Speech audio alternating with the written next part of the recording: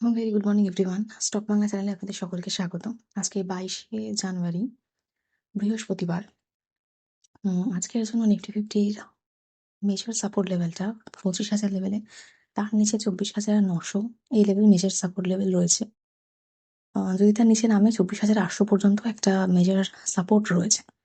এরপর উপরের দিকে 25,300 500 পর্যন্ত রেজিস্ট্যান্স লেভেল রয়েছে। ব্যাংক নিফটির জন্য 58,500 লেভেলটা মেজর সাপোর্ট লেভেল হিসেবে কাজ করছে। আর উপরের দিকে 59,230 250 এই লেভেলটা রেজিস্ট্যান্স লেভেল হিসেবে কাজ করছে। সেন্সেক্সের ক্ষেত্রে 81,300 এই লেভেলটা সাপোর্ট লেভেল, আর উপরের দিকে রেজিস্ট্যান্স 82,350 400 এই লেভেলে।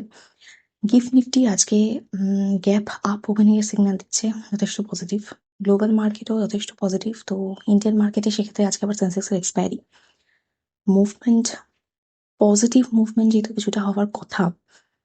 এবার দেখা যাক, গ্যাপ আপ ওপেনিং হয়েও আবার পুরো সাইডওয়েজ মার্কেট সেটাও হতে পারে, দেখা যাক। এছাড়া ইন্ডিয়ান যে কোম্পানিগুলো আজকে নজর রাখার মতো, ফোকাসে রাখার মতো, কেইনেস সেমিকন, যেটা কেইনেস টেকনোলজির একটা সাবসিডিয়ারি, তাদেরকে আমরা দেখছি যে ইন্ডিয়ার যে সেমিকন্ডাক্টর মিশন, তাতে ফিসকাল সাপোর্ট এগ্রিমেন্টে তারা সাইন করেছে।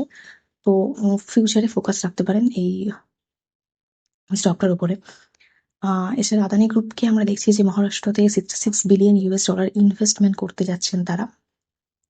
আদানি গ্রুপে পরের দিকে ফোকাস রাখতে পারেন যে কিরকম কি মুভমেন্ট দিচ্ছে তার জন্য। যারা কল্যাণ জুয়েলার্স, আমরা দেখলাম যে আগের দিন 14% মতো পড়ে গেল। রেজাল্টের জন্য না, কারণ 6 ফেব্রুয়ারি রেজাল্ট আউট হবে, এখনো হয়নি। তার আগে পর্যন্তই আমরা দেখছি যে এরকম মানে ভারী ভারী সেলিং হচ্ছে কল্যাণ জুয়েলার্সের মধ্যে, মেনলি প্রোমোটার্স পেজিং এর জন্যই। একটা আগেও সেলিং হয়েছিল, তো এইখানে সেটা কন্টিনিউ রয়েছে, কারণ প্রোমোটার্স পেজিং অনেক বেশি, সেটা নিয়ে একটা প্রবলেম রয়েছে, তো ফোকাসে রাখতে পারেন। আইডিবিআই ব্যাংকের ক্ষেত্রে আমরা দেখছি যে ডিসইনভেস্টমেন্টের জন্য ফর্মাল বিডস ইনভাইট করছে গভর্নমেন্ট, তো আজকে ফোকাসে রাখতে পারেন।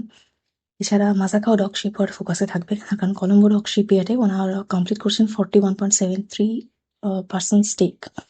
তো মাজাকা ডক শিপবিল্ডে তার সঙ্গে তার পেয়ার যে ডক শিপবিল্ডারগুলো আছে, কোচিং শিপইয়ার্ড, গার্ডেনরিচ, এগুলো ফোকাসে রাখতে পারেন আজকে। যেটা আদিত্য বিড়লা ফ্যাশনের ক্ষেত্রে আমরা দেখছি যে শেয়ার আগের দিন 9% ডাউন ছিল, তার কারণ 289 কোটির একটা ব্লক ডিল হয়েছে, সেই খবরটা আসার পরে পড়ে গেল। আজকে খেয়াল রাখতে পারেন আজকে কিভাবে কি মুভমেন্ট দেয়।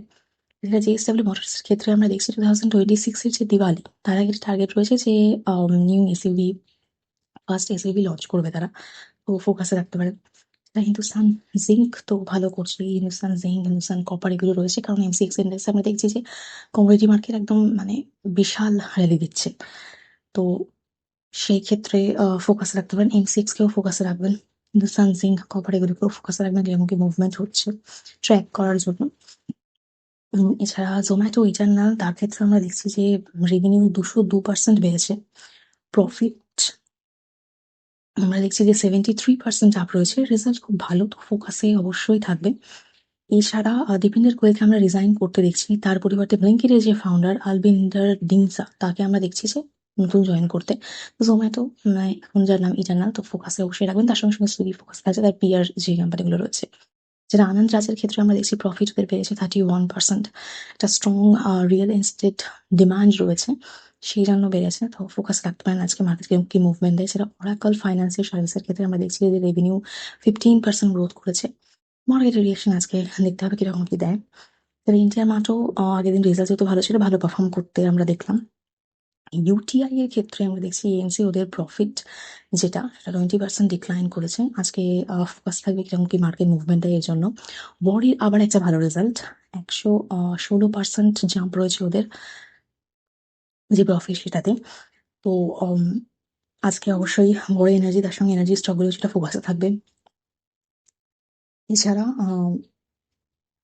আমরা যে গ্লোবালি যদি দেখি, তো ট্রাম্পের আগের দিন ডাভোসের স্পিচ ছিল, সেখানে ইন্ডিয়া আর ইউএসএ ডিল নিয়ে উনি বলেছেন, ট্রেড ডিল যেটা, সেটাকে নিয়ে বলেছেন যে একটা ভালো পজিশনে আছে, ফিউচারে ভালো ডিল হতে পারে। তো এরকম সে তো 1 বছর ধরে শুনেই আসছি আমরা।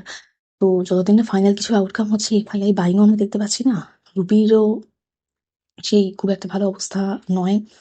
তো এই রয়েছে ইন্ডিয়ান মার্কেটের অবস্থা। এছাড়া গ্রিনল্যান্ডের জন্য একটা ভালো খবর। সেই জন্য আমরা আগের দিন গ্লোবাল মার্কেটকে আমি ভালো রকম পজিটিভ মুভমেন্ট দিতে দেখছি।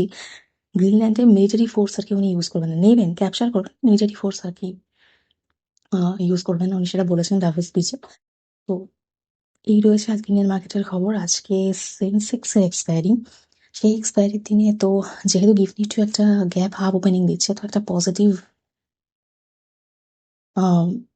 ব্যাপার তো মার্কেটে থাকা উচিত। সেন্টিমেন্ট রয়েছে আজকে ইন্ডিয়ান মার্কেটে। দেখা যাক এরকম কি মুভমেন্ট দেয়। তো আজ আমি ভিডিও এখানেই শেষ করছি। প্লিজ আমার এই ভিডিওর উপর ডিপেন্ড করে কোনো ইনভেস্টমেন্ট করবেন না। আমি কোনো সিভিলিস্ট অ্যানালিস্ট অ্যাডভাইজার নই। শুধুমাত্র এডুকেশন পারপাসে ভিডিও করা। দেখা হচ্ছে নেক্সট ভিডিওতে।